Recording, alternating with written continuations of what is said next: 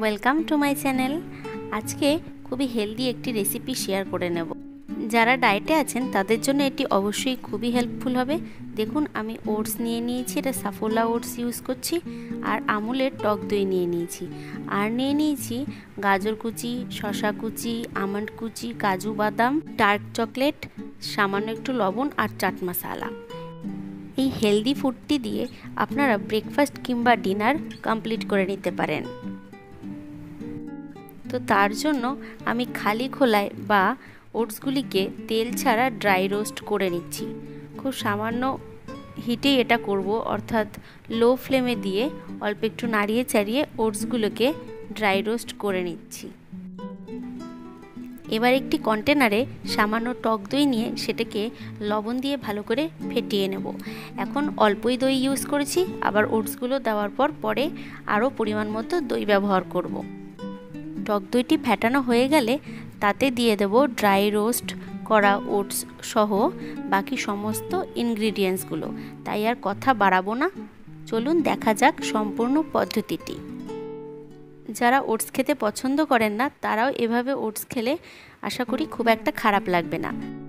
যারা gym join করেছেন বা ওজন কমাতে চাইছেন, ভুঁড়ি কমাতে চাইছেন, তাদের জন্যও এটি কিন্তু খুব একটি ভালো ফুড হবে। দেখুন, টক দই আছে যেটি মেদ ঝরাতে সহায়তা করে, আর ওটস তো লো ক্যালোরি ফুড, অবশ্যই ভাত রুটির থেকে।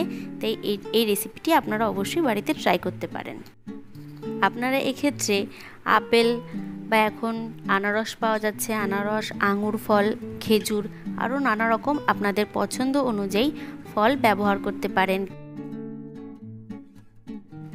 যদি এই হেলদি ফুডটি আপনাদের পছন্দ হয়ে থাকে তাহলে অবশ্যই একটা লাইক অ্যান্ড কমেন্ট করবেন। আপনাদের করা সুন্দর সুন্দর কমেন্টগুলো আমাকে নতুন নতুন কিছু রেসিপি উপস্থাপন করার খুবই অনুপ্রেরণা যোগায়। আর যদি আমার চ্যানেলে নতুন হয়ে থাকেন তাহলে অবশ্যই চ্যানেলটিকে সাবস্ক্রাইব করে দেবেন। লাস্টে দেখুন অ্যাড করে দিয়েছি চাট মশলা।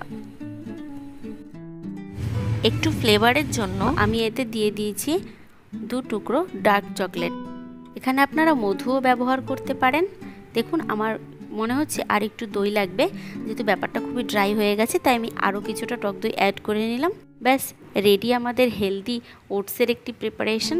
ব্রেকফাস্ট কিংবা ডিনারে আপনারা এটি নিতে পারেন, বেশ ভালোই লাগবে খেতে। এই প্রচণ্ড গরমে আমাদের অনেকেরই খাবারের প্রতি অনীহা সৃষ্টি হয়, তখনও কিন্তু আপনারা এই ওটসের প্রিপারেশনটা গ্রহণ করতে পারেন।